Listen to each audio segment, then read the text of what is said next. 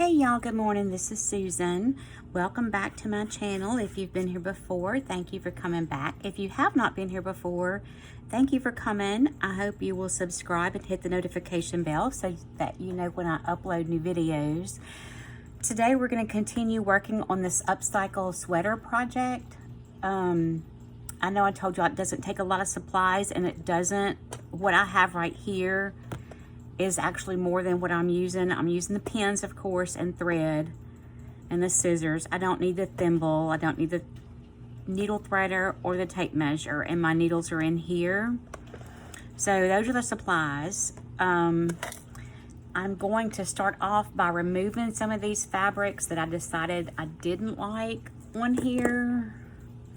Like this one, I feel like it's too bright or too saturated of colors for this project, so I'm gonna just clip the threads and pull it off. That's the nice thing about doing the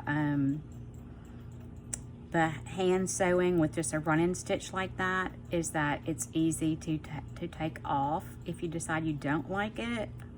And I really don't. I think it's just too bright for everything else I have on here, so it's gonna be gone. We'll clip a couple of threads around here.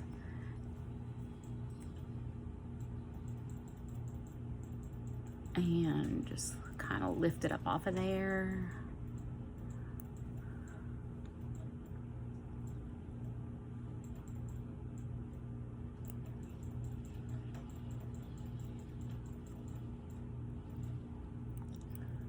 And these little scissors, I believe, are from Hobby Lobby. Almost all of my sewing stuff is from Hobby Lobby, just because I used to shop at Hancock Fabrics and they've been closed now for several years, and Walmart's fabric department is not as well stocked as it used to be, so I don't even really waste my time there.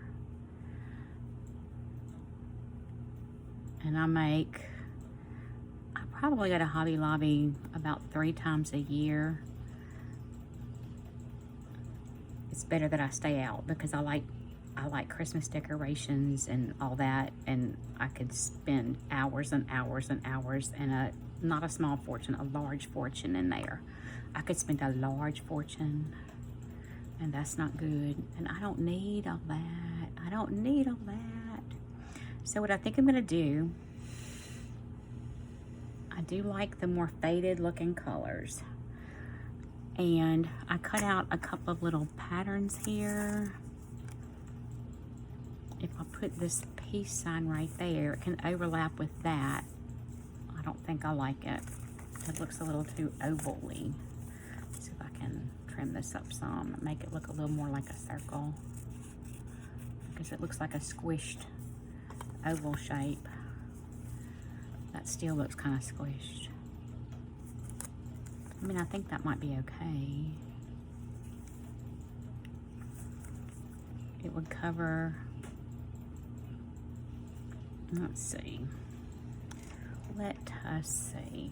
I could cover these 2 holes. See, that's the thing when I've got multiple holes. I think there's one right there. There's a tiny one right there.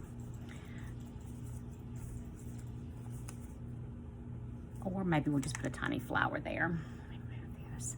Anyway, I'm gonna take all of those off because I don't like that. I like this real faded look. This is a Verniep linen fabric, decorator fabric. I'm taking these off because I don't like this. And I will put one pin back so that I know where I need to be looking at little holes that need to be patched. I like this one. I don't like this, so we're gonna take it off. I might be happier if I had bleached the fabric first, but I did not, and I'm not gonna bleach it now. I'm not gonna sew it on and then bleach it, so put that up in there. I might just do a small, I could just put a small heart there.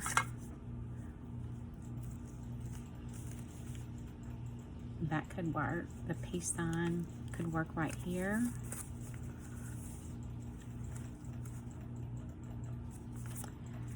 Just have to see. Putting a pin there to mark the little hole. And here's this piece that I don't like over here. This would be cute for something else, just not for this. I think that the colors are far too vibrant for this project. Y'all see this poor sweater, it's got more holes than not, but that's okay. It feels so good. I want to wear it. So I'm gonna fix these little holes and I'm gonna wear it. There's another one of these brighter ones. It just is too, the color's too saturated, I guess is the word for it, for what I want here. And the only hole is just a tiny one right there. So I could just do a little heart overlapping that heart and kind of, yeah, get that one off of here. I don't like it.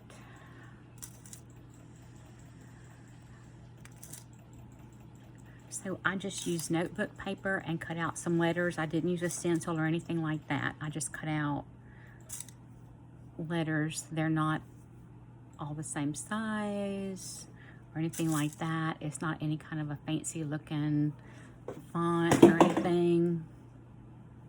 I just cut out some letters. I'm gonna use those. Oh look, see, I had already put that one here and I don't like it. I'm gonna have to take it off. Oops, making a mess, making a mess. And I'm kind of going back to the idea of using hearts or cutting around the flowers on this fabric, these shabby chic fabrics that I used, because I really like those.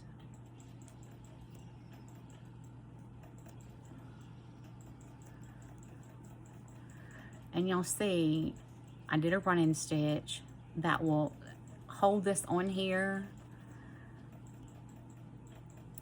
And then I can take it off as easily as that. That little hole right here.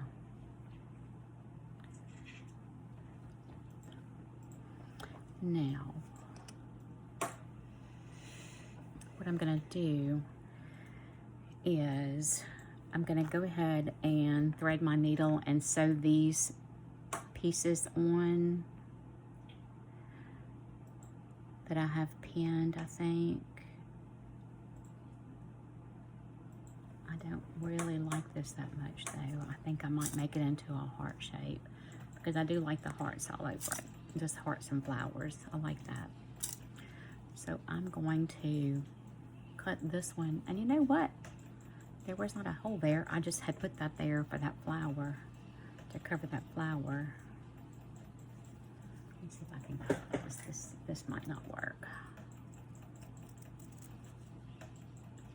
I'm not using any kind of a pattern for this. Just cutting. Just cutting.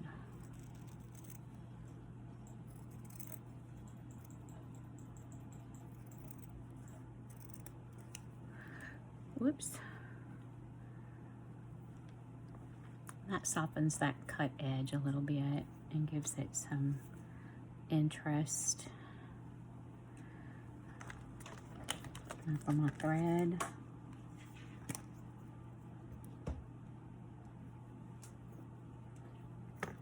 I've already got thread in the needle. I believe it's already got a knot in it. It does have a knot in it. A couple of pins here.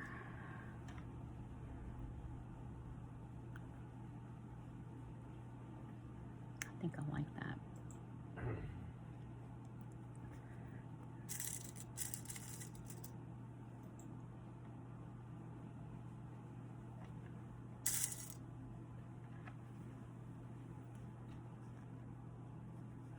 You could do this on a machine if you use a stretch stitch, but I just wasn't gonna fool with that. It's really not necessary. We're gonna start under here.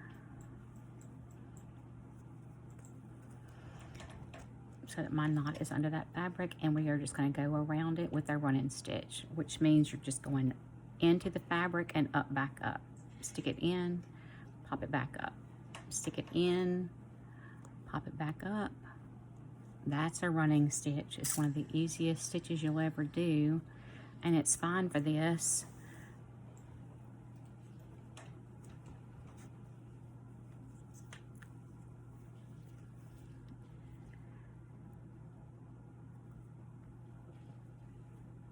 You don't have to make teeny tiny stitches. You could use any color thread. I just used this kind of an off-white, barely off-white cotton thread because it was what I already had in my bag from working on a quilt.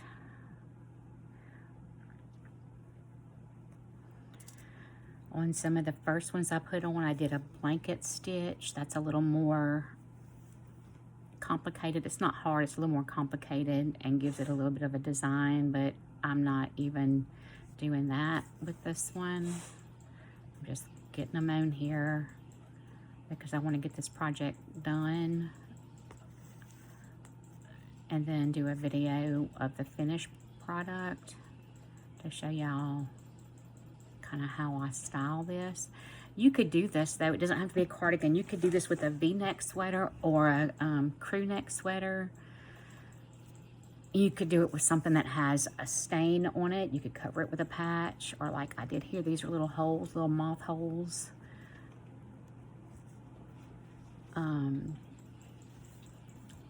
But like I said, it would also work well if you had a stain on a sweater.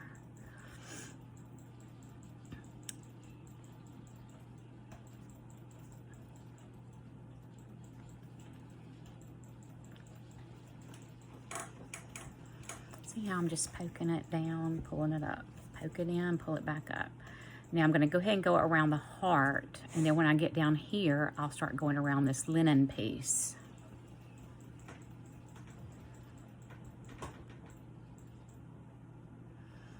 There is no rhyme or reason to this. And as you wash it, the edges will soften and fray a little bit. Just like this denim, how it softened and frayed. I like the way that looks. And you see that's the same stitch, that same little run-in stitch is what I used there, and it's held up just fine. So you don't have to be a professional sewer or use any kind of fancy stitches or fancy tools. Everything you need you can get. Well, as far as the things that I use, you can get these things at Walmart or Hobby Lobby or Michael's or Joann's. The fabric is scraps. This one is scraps from a drapery workroom that I used to sew for. This is from a pillowcase, a Rachel Ashwell shabby chic pillowcase. The stripe is from a duvet cover, a Rachel Ashwell duvet cover. The floral is from a duvet cover. And I'm just up and down around here like that. I hope you can see this. I feel like it's hard for me to keep it flat while I sew to show you how this works.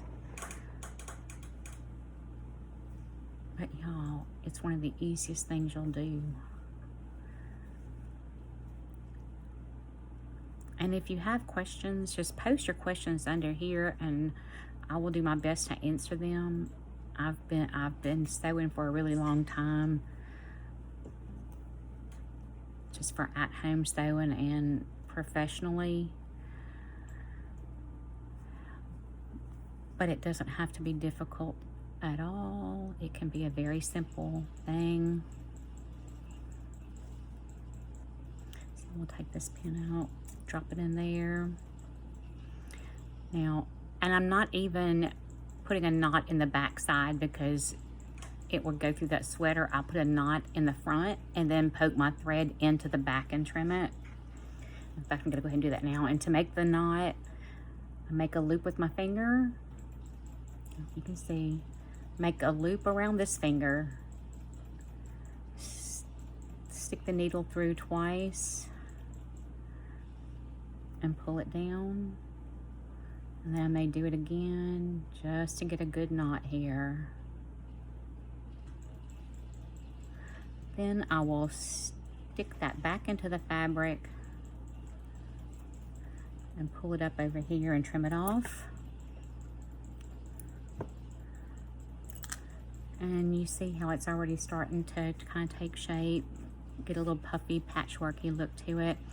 I'm gonna keep doing this, and when I get ready to cut the letters that I made the little pattern for and the peace sign, I will come back. But I wanted to show y'all how easy this is to start putting on your pieces. And